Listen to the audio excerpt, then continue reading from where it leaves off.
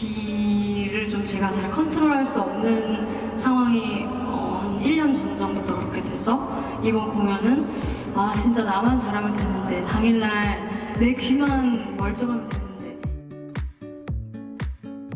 개방형 이관, 개방성 이관이라고 하는 것은 다른 말로 이관 개방증이라고도 하는데요. 이관이라는 곳은 우리가 귀가 이제 바깥귀가 있고 가운데 귀를 중이라고 그러고 속귀가 있는데 가운데 귀 중이랑 코 뒤에 부분, 비인강 부분을 연결하는 관이에요.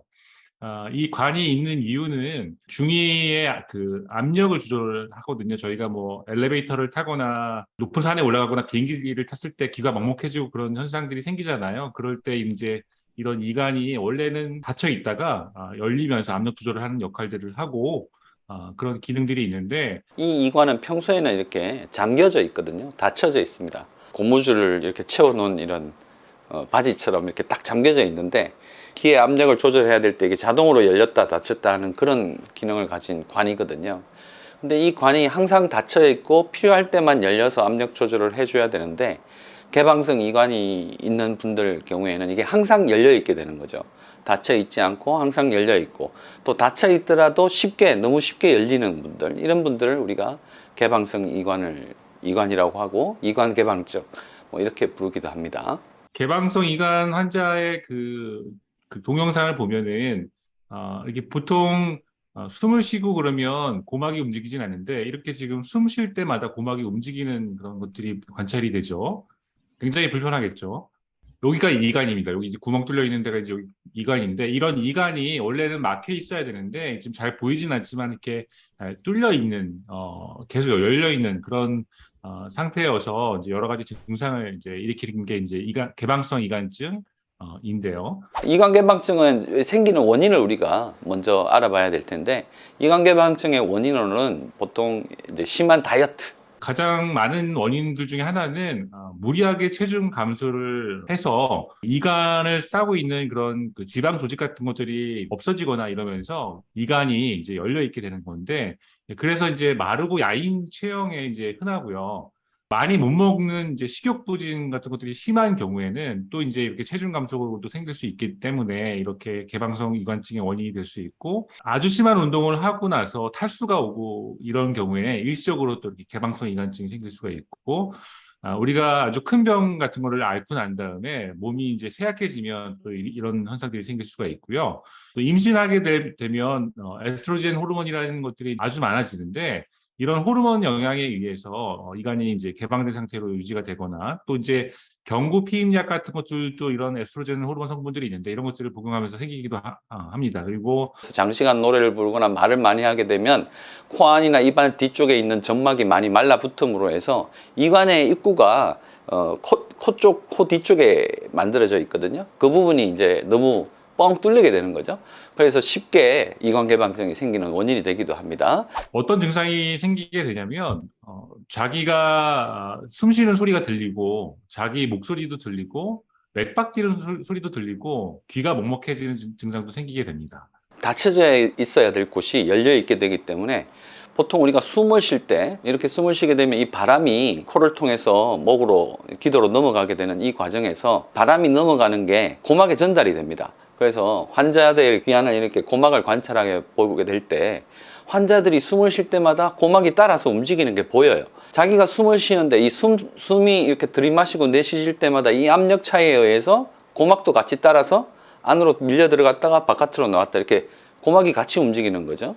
그래서 이런 현상으로 인해서 이상한 소리가 찌걱찌걱 날 때도 있고 자기가 말하는 게 자기 귀에서 크게 들리는 겁니다. 양쪽이 다 있으면 상관없는데 한쪽만 있게 되면 한쪽은 정상적으로 들리는 데 비해서 한쪽에서는 자기 소리가 더 크게 들리는 그런 현상이 생기게 되죠.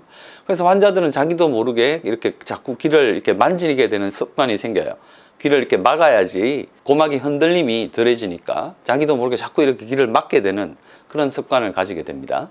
그래서 청력이 떨어지는 경우는 잘 없지만 심한 경우에는 귀에 통증이 있을 수도 있고요. 이명, 그러니까 찌걱찌걱 소리가 나는 거죠. 소리가 이상하게 들리고 하다 보니까 굉장히 예민한 사람의 경우에는 집중을 하지 못하고 이로 인해서 상당히 불안감, 그런 공포감이 생길 수도 있습니다.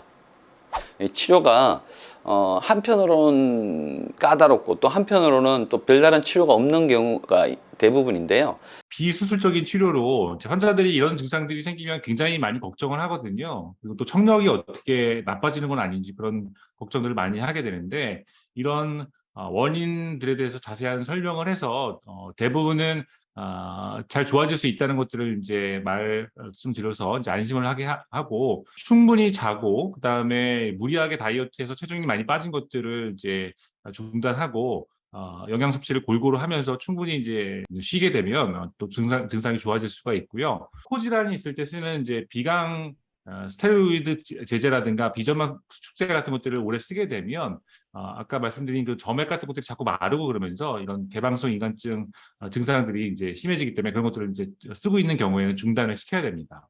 또 장시간 오랜 기간 동안 서서 무슨 일을 한다든가 아니면 노래를 한다든가 말을 많이 하는 사람 경우에 중간중간에 이제 물을 마신다든가 중간중간에 좀 눕는다든가 고개를 숙이거나 물구나무를 서는다든가 이런 게 머리가 밑으로 내려가게 되면은 보통 그런 이간 개방증이 호전되는 경우가 많으니까 잠깐씩 눕거나 앉아서 휴식을 취한다든가 이런 것들이 일상생활에서 이간 개방 증상이 나타날 때 하는 방법이고요. 수술적인 치료는 가장 간단한 거는 이렇게 이제 귀 먹먹한 증상들이 생기는 것들에 대해서 압력 조절이 잘 안 되기 때문에 고막에다가 중이항기강을 삽입을 해서 압력 조절을 이제 할 수 있게 하게 되면 한 60% 정도의 환자에서는 좀 증상이 좋아지는 경우들이 있고요.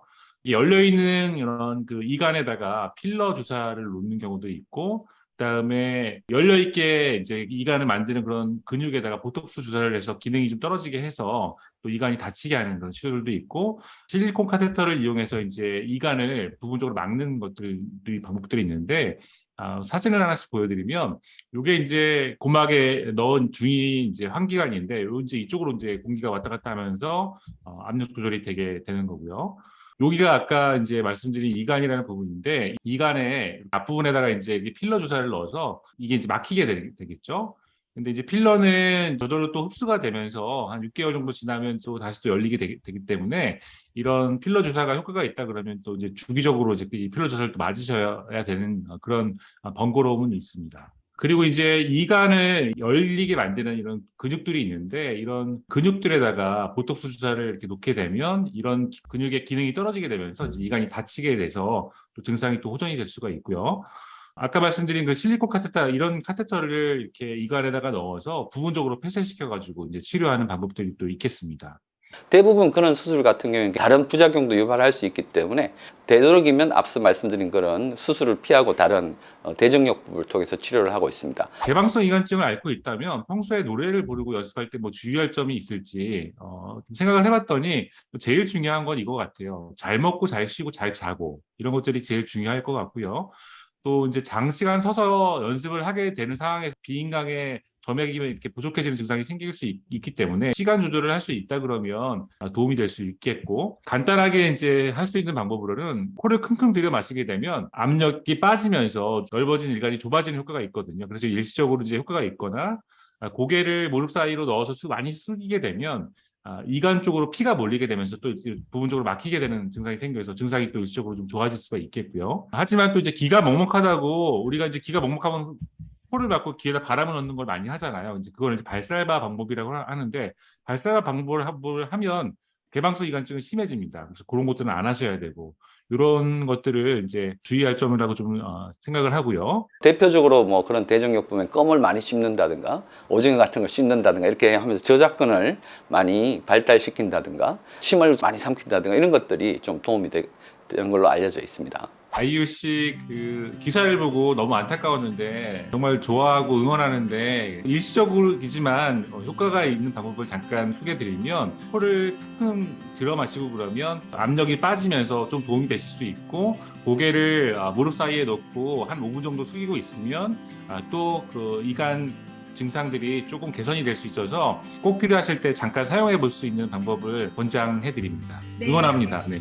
괜히 또 100만 무슨 안티를 만들까봐 조심스럽지만 이제 아이유 씨 같은 경우에 이제 체중이 많이 안 나가시잖아요. 그래서 음식 먹는 거 이런 것들을 잘 드시고 너무 체중이 줄지 않도록 하시고, 또 촬영을 하든 아니면 어떤 방송을 하시는 중간중간에 계속 조금 누워서 쉬시거나 계속 물을 많이 드시거나, 아니면 조금 금방지게 보일 수 있지만 껌을 좀 많이 씹는다든가 뭐 그런 식으로 일단 조치를 하시고, 또 한 가지는 이 병 자체로 인해서 청력을 잃는다든가 아주 치명적인 어떤 그 귀에 문제가 생기지는 않기 때문에 일단 그런 면에서는 마음을 좀 편안하게 안정을 취하시는 게 좋을 것 같습니다. 그리고 혹시 뭐 아이유 씨가 이 영상을 보시게 된다면, 뭐 그럴 일은 거의 없겠죠. 그렇지만 만약에 그렇게 된다면 좀 의학적인 지식을 조금이라도 얻고 싶으시거나 도움을 받고 싶으시다면 요 비욘디로 연락을 주시면 아마 저 말고도 다른 전문가분들이 많이 도움을 주실 것으로 생각이 됩니다.